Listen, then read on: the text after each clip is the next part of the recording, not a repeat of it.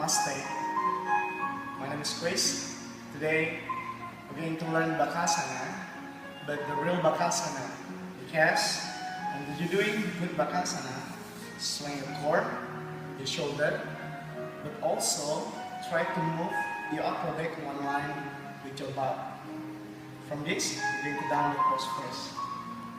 From downward pose, going down your heels, spread your fingers, strong first. After that, try to soften your left leg, come forward, and then spread leg.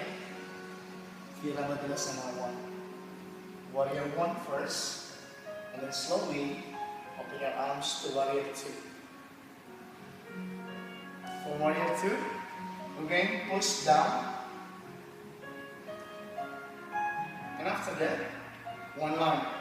Or from the side, you can move one line like this. And then try to move your hands down. Then try to make triangle for your head. Slowly heels up. And then your knees close to your elbow. And slowly try to push your chest come up. And then looking up. The real Bakasana. And then make it easy.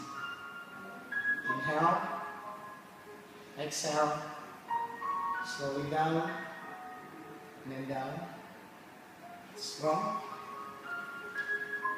Become free.